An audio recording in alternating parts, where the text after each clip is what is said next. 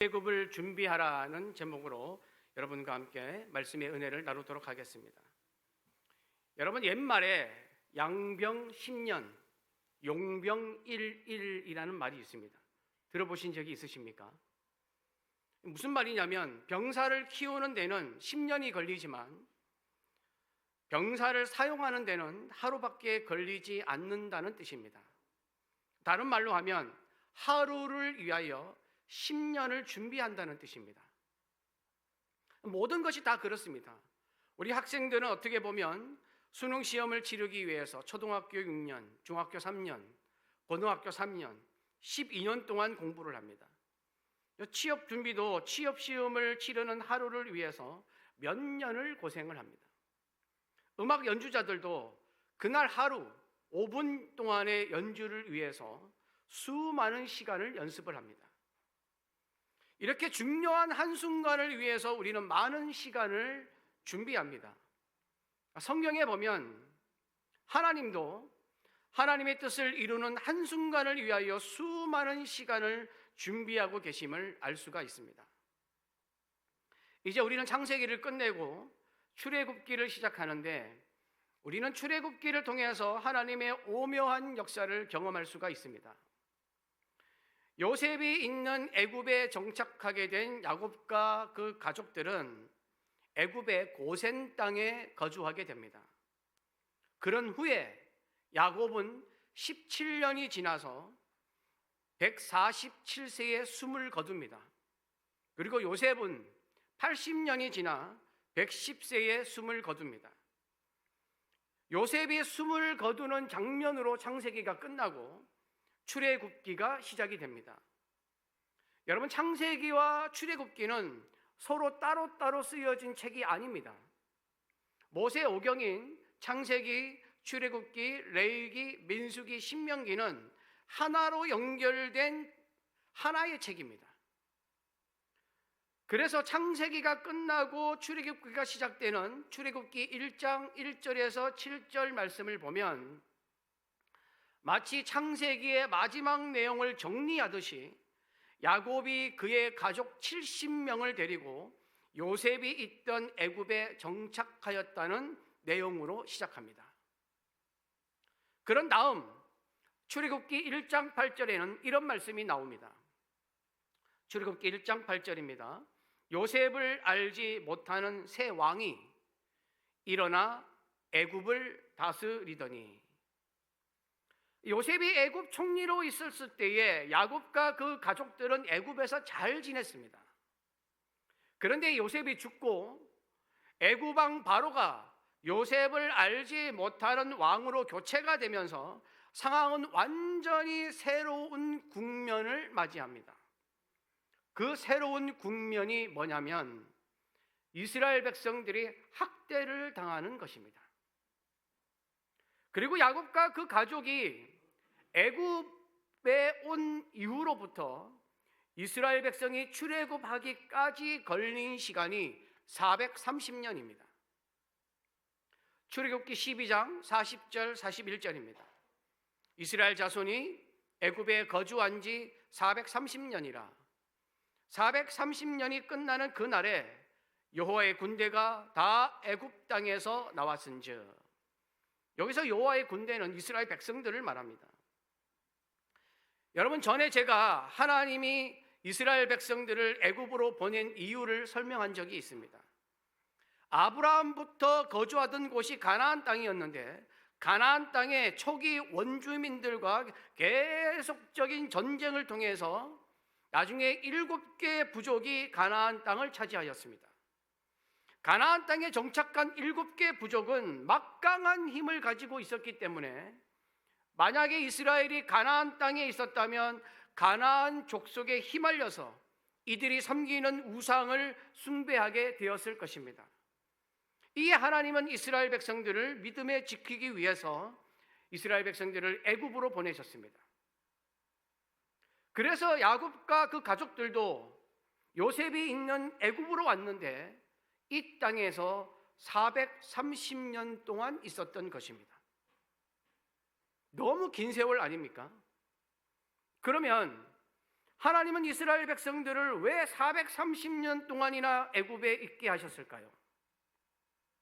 그리고 이스라엘의 믿음을 지키기 위해서 애굽으로 오게 하셨는데 430년 동안 있었으면 애굽이 숭배하는 우상을 섬기게 되지 않았을까요? 과연 하나님은 어떤 계획을 가지고 있었을까요? 먼저 하나님이 이스라엘 백성을 430년이나 애굽에 있게 하신 이유를 살펴보겠습니다.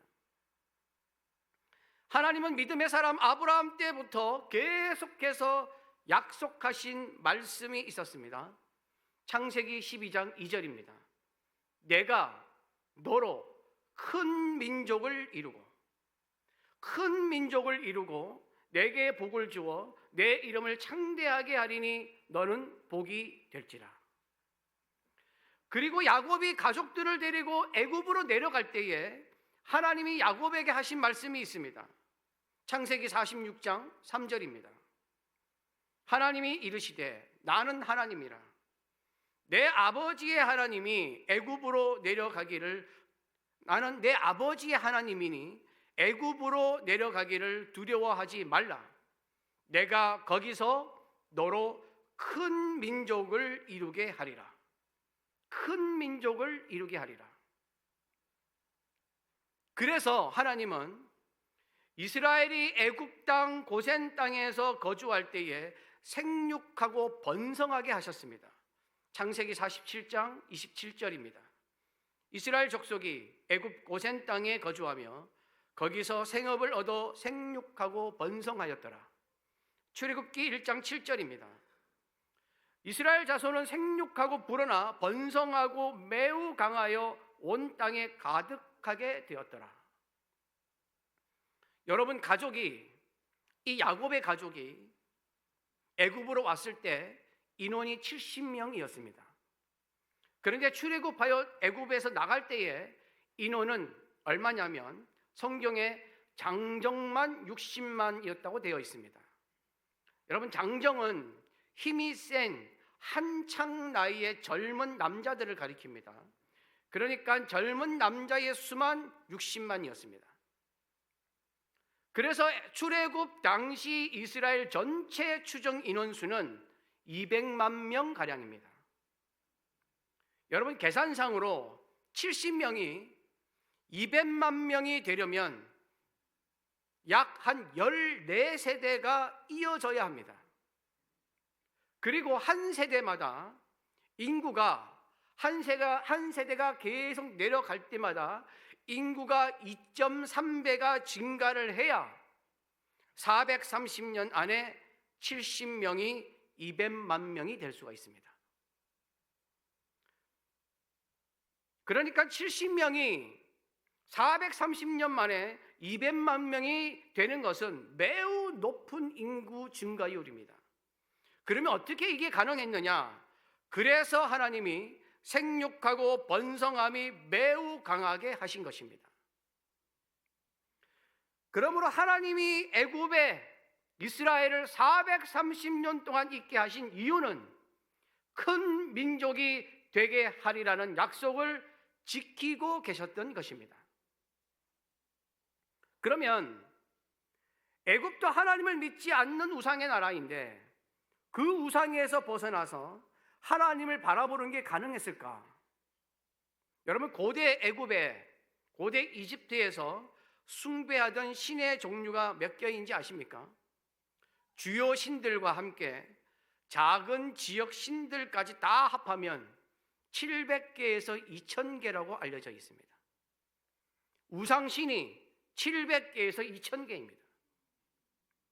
이렇게 많은 우상을 섬기는 애굽에서 430년 동안 있게 되면 당연히 하나님을 향한 신앙이 사라지지 않았을까요? 하나님은 이스라엘을 믿음을 위해서 애굽으로 보내셨는데 우상이 판을 치는 애굽이었습니다. 그래서 출애굽기 1장 11절 12절은 이렇게 말씀합니다. 감독들을 그들 위에 세우고 그들에게 무거운 짐을 지워 괴롭게 하여 무거운 짐을 지워 괴롭게 하여 그들에게 바로를 위하여 국고성 비돔과 람셋을 건축하게 하니라. 그러나 학대를 받을수록 더욱 번성하여 퍼져나가니 애굽 사람이 이스라엘 자손으로 말미암아 근심하여. 이스라엘 백성들이 생육하고 번성하니까 애굽의 새로운 왕은 이스라엘 백성들을 괴롭게 하고 학대를 합니다. 만약에 요셉이 살아있을 당시처럼 이스라엘 백성들과 애굽 왕 바로와의 관계가 좋았다면 아마도 이스라엘 백성들은 애굽 왕을 좋게 보았을 것이고 서로 교류를 하면서 애굽 왕이 섬기는 우상을 함께 섬겼을 것입니다. 그러나 괴롭히고 학대하는 애굽의 새로운 왕에 대한 감정은 좋지 않았기에 애굽이 숭배하는 우상들에 대한 감정도 좋지가 않았습니다. 이스라엘은 힘들고 괴롭고 어려웠지만 하나님은 애굽의 학대를 그냥 놔두셨습니다. 왜냐하면 그 학대가 이스라엘 백성들이 신앙을 지킬 수 있는 유일한 길이었기 때문입니다. 여러분, 이처럼 하나님은 이스라엘이 알지 못하는 일을 통해서, 우리가 알지 못하는 일을 통해서 우리를 이끌고 계십니다. 하나님은 우리를 향한 하나님의 뜻을 이루기 위해서 많은 시간도 사용하시고 우리가 보기에는 악하다고 생각하는 상황도 사용하십니다. 우리가 보기에는 괴롭힘과 학대는 너무 악한 일로 보이지만 하나님은 그 상황에서 악한 것이 유일한 해결책이라면 그것을 사용하여 우리의 인생을 만들어 가시기도 합니다. 하나님은 하나님의 뜻을 이루기 위해 모든 것을 사용하십니다. 좋은 것, 복된 것, 아름다운 것만 사용하시는 것이 아닙니다. 그러므로 하나님을 묻는 우리는 내 인생에 힘들고 어렵고 악하다고 생각하는 일이 찾아올지라도 이 속에 담겨있는 하나님의 뜻이 무엇일지를 생각하며 하나님이 내 인생에 펼치실 기가 막힌 묘수를 기대하는 자가 되시기를 바랍니다. 이 이스라엘 백성들을 향한 애굽의 학대가 모세가 등장하는 원인으로 이어집니다. 애굽의 새로운 왕은 이스라엘이 생육하고 번성하면 자기들보다 더 강해져서 자기들 대적과 힘을 합할 수도 있으니 아예 생육하고 번성하지 못하도록 싹을 잘라버리자는 정책을 펼칩니다. 그래서 애굽 왕 바로는 히브리 사람의 산파, 아이를 받아주는 사람을 말하죠. 십브라와 부하를 불러다가 히브리 사람들이 해산할 때에 아들이거든 죽이고 딸이면 살리라고 명령을 합니다. 히브리 산파에게 이 명령을 내린 이유는 히브리인들은 히브리 산파들을 신뢰하니까 아들을 죽이기에 적합하다고 생각했기 때문입니다. 그러나 애굽 왕 바로가 모르는 것이 있었습니다. 히브리 산파인 십브라와 부하는 하나님을 경외하는 사람이었습니다. 애굽 왕보다 하나님을 더 두려워하는 사람이었습니다. 그래서 출애굽기 1장 17절은 이렇게 말씀합니다. 그러나 산파들이 하나님을 두려워하여 애굽 왕의 명령을 어기고 남자 아기들을 살린지라. 남자 아기들을 살렸다는 이 말씀이 모세와 연결이 됩니다.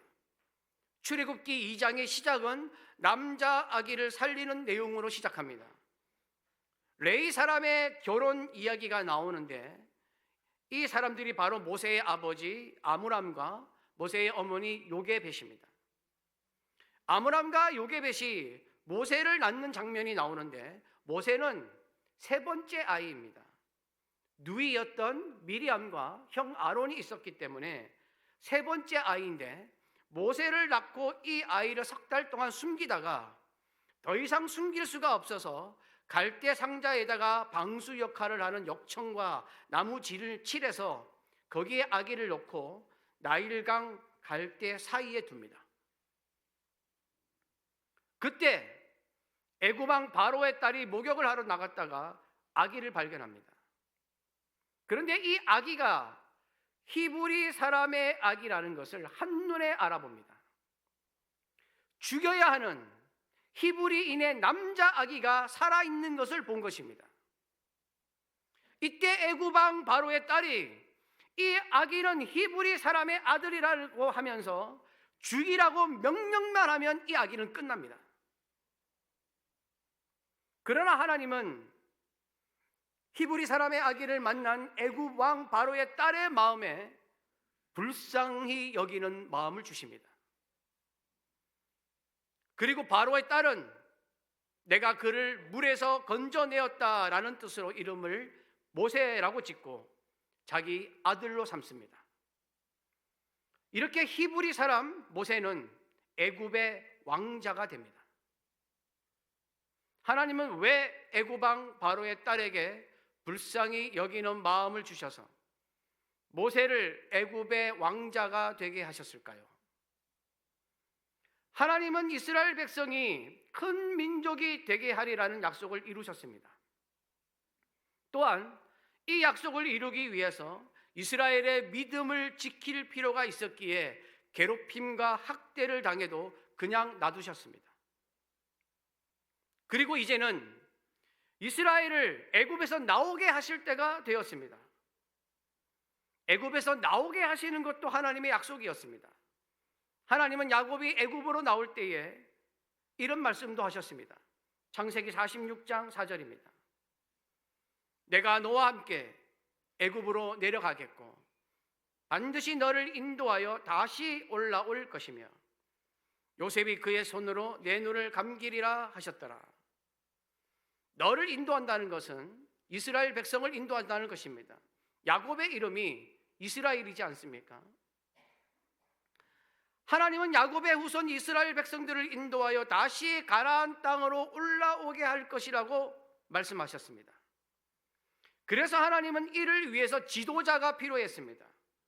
그런데 지도자는 리더십이 필요합니다. 그리고 리더십을 가지려면 그에 맞는 소양을 갖추어야 합니다. 그리고 애굽에서 이스라엘을 데리고 나와야 하기에 애굽을 누구보다도 더 잘 아는 자가 필요했습니다. 게다가 무엇보다도 믿음 있는 자가 필요했습니다. 이 하나님은 하나님의 일을 감당하는 레위 사람으로 태어난 모세를 선택하셨습니다. 그래서 모세를 당시에 가장 지식과 문화와 교육이 뛰어났던 최강국인 애굽의 왕자가 되게 하셔서 거기에서 리더십과 그에 맞는 소양을 교육받게 하셨습니다. 그리고 애굽에 살게 하면서 히브리 사람 중에 어떤 누구보다도 더 애굽을 잘 아는 사람이 되게 만들었습니다. 이렇게 하나님은 이스라엘을 위하여 모세를 준비하셨습니다. 여러분, 모세는 자기 의지로 왕자가 된 것이 아닙니다. 그러나 애굽 왕자로 살면서 완전히 애굽 사람이 되었을 것입니다. 어릴 때부터, 갓난아기 때부터 애굽 말과 애굽 문화와 애굽의 음식과 애굽의 우상들을 가까이 하며 살았을 것입니다. 모세는 평생 애굽에서 살고 애굽에서 죽을 것으로 생각했을 것입니다. 모세는 주어진 환경에서 자라날 뿐이었습니다. 하지만 애굽 왕자라는 그 주어진 환경은 하나님의 뜻을 이루기 위해서 하나님이 주신 것이었습니다. 여러분, 우리도 마찬가지입니다. 가만히 생각해 보면 나에게 주어진 환경은 내 의지대로 된 것이 별로 없습니다. 나에게 주어진 환경으로 다가온 것입니다. 우리는 그 환경 속에서 살고 있습니다. 그래서 우리는 나에게 주어진 환경을 탓할 때가 있습니다. 어떨 때는 원망할 때도 있습니다. 이 환경에서 벗어나고 싶을 때도 있습니다. 이 환경을 바꾸고 싶을 때도 있습니다. 여러분이 세상에서 왜 그렇게 고군분투하며 살아가십니까? 나에게 주어진 환경을 조금이라도 바꾸고 싶어서일 것입니다. 그러나 우리는 하나님을 믿는 자들이기에 생각의 전환이 좀 필요합니다. 어떤 전환이냐? 내가 가진 이 환경을 주신 것은 하나님의 계획이 있기 때문이라는 생각의 전환입니다. 내 인생을 통해서 이루시고자 하는 하나님의 뜻이 있기에 그 환경을 나에게 주신 것입니다. 그러면 환경은 바꿀 수가 없나요? 평생 가는 것인가요? 아닙니다. 그 환경은 하나님의 뜻에 따라 하나님이 바꾸어 가십니다. 오늘 본문 말씀에서 그것을 확인할 수가 있습니다. 모세가 장성한 후에 애굽에서 도망 나와야 할 사건이 터집니다. 그게 오늘 본문 말씀입니다. 사도행전 7장 23절에는 이때가 모세가 40세라고 되어 있습니다. 모세가 히브리 사람들이 고되게 노동하는 것을 보고 있다가 애굽 사람이 고된 노동을 하는 한 히브리 사람을 때리면서 학대하고 고통받게 하는 것을 보고 분노를 일으켜서 아무도 없을 때 그 애굽 사람을 쳐 죽여서 모래 속에 묻어버렸습니다. 그런데 다음 날 히브리 사람끼리 싸우는 것을 보고 잘못한 사람에게 왜 동포를 치느냐고 말하다가 이 히브리 사람이 자기가 애굽 사람을 죽인 것을 알고 있다는 사실을 발견합니다. 그리고 이 소문이 애굽에 퍼집니다. 그래서 15절에 이렇게 말씀합니다. 바로가 이 일을 듣고 모세를 죽이고자 하여 찾는지라. 모세가 바로의 낯을 피하여 미디안 땅에 머물며 하루는 우물 곁에 앉았더라. 여러분, 왕을 신격화하기까지 하는 나라에서 애굽의 왕자가 애굽 관리 한 사람을 죽였다고 애굽 왕 바로가 모세를 죽이려고 했을까요? 아닙니다. 다른 이유가 있었습니다. 당시 애굽 왕 바로는 모세를 최대의 라이벌로 생각하고 있었습니다. 그래서 자기가 가진 자신의 왕권 강화를 위해서는 모세를 제거하는 것이 가장 좋은 방법이었습니다. 그런데 모세가 애굽 관리를 죽였다는 소식은 모세를 제거할 수 있는 이유를 만들어주는 절호의 찬스였습니다. 그래서 애굽 왕 바로는 모세를 죽이려고 했던 것이고 모세는 미디안으로 도망을 갑니다. 그러면 도망간 것이 왜 미디안인가? 미디안은 애굽과 경계 지역에 있는 곳입니다. 그래서 애굽과 잦은 전쟁을 계속 치르고 있었습니다. 그래서 사이가 좋지 않았습니다. 그래서 애굽 사람을 피해서 도망가기에 굉장히 적합한 곳이 미디안이었습니다. 그래서 미디안으로 도망을 간 것입니다. 하나님은 이 사건을 통해서 애굽 왕자로 있던 모세에게 히브리인에 대한 애틋한 마음을 가지게 하셨고 애굽 왕자인 모세를 애굽에서 나오게 만드셨습니다. 모세는 살인 사건이 터져서 애굽에서 도망 나온 신세가 되었다고 생각했겠지만 그것은 하나님이 모세를 출애굽의 지도자로 세우기 위한 계획이었습니다. 모세는 이 사건으로 환경이 완전히 바뀌어 버렸습니다.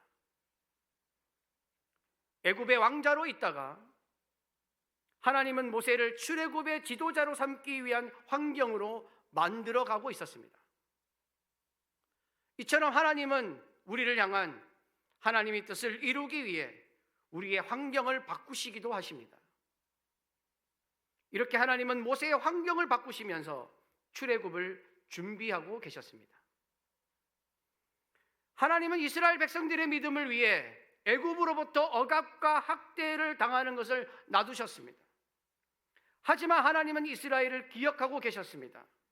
출애굽기 2장 24절에서 25절입니다. 이 말씀을 함께 봉독하겠습니다. 하나님이 그들의 고통 소리를 들으시고 하나님이 아브라함과 이삭과 야곱에게 세운 그의 언약을 기억하사 하나님이 이스라엘 자손을 돌보셨고 하나님이 그들을 기억하셨더라. 여러분, 하나님이 가장 중요하게 생각하는 것은 언제나 믿음입니다. 하나님은 이스라엘 믿음을 위하여 이스라엘을 애굽으로 가게 하셨고, 또한 이스라엘의 믿음을 위해서 이제는 애굽에서 나오게 하십니다. 이처럼 하나님은 믿음을 위해서 모든 것을 주장하십니다. 그러나 그에 못지않게 하나님은 하나님을 믿는 하나님의 백성들을 기억하십니다. 하나님의 백성들의 고통을 들으십니다. 하나님 백성들의 어려움을 살피십니다. 그래서 애굽에서 구원하시려는 것입니다. 이에 출애굽은 이스라엘에게 있어서 하나님이 어떤 분이신지, 또한 하나님에게 있어서 이스라엘은 어떤 백성인지 가르쳐주는 이스라엘의 역사상 가장 중요한 사건입니다. 여러분, 우리의 신앙에도 출애굽이 있어야 합니다. 우리는 믿음으로 세상을 살아야 합니다. 그러나 나의 믿음을 흔들리게 하는 세상의 문화와 지식과 유혹과 정욕과 욕심에서는 나와야 합니다. 출애굽해야 합니다.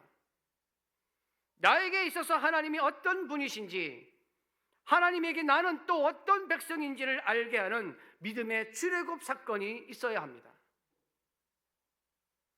그래서 하나님을 믿는 우리에게 있어서 세상에서의 출애굽을 준비하는 것은 아주 중요한 일입니다. 이스라엘의 출애굽은 하나님이 준비하셨습니다. 하나님이 주관하셨습니다. 이에 우리가 세상에서 출애굽을 하려면 하나님을 의지해야 합니다. 하나님을 붙잡아야 합니다. 그래야 세상에서의 출애굽을 제대로 할 수가 있습니다. 우리가 모두 이스라엘의 출애굽을 위하여 모든 것을 사용하시며 준비하신 하나님이 내 인생의 출애굽을 위해서도 준비하심을 믿고 내 인생에 펼쳐질 하나님의 오묘한 역사를 바라보는 믿음이 있는 하나님의 백성이 되시기를 간절히 바랍니다. 다 같이 찬송하고 함께 기도하는 시간을 갖도록 하겠습니다.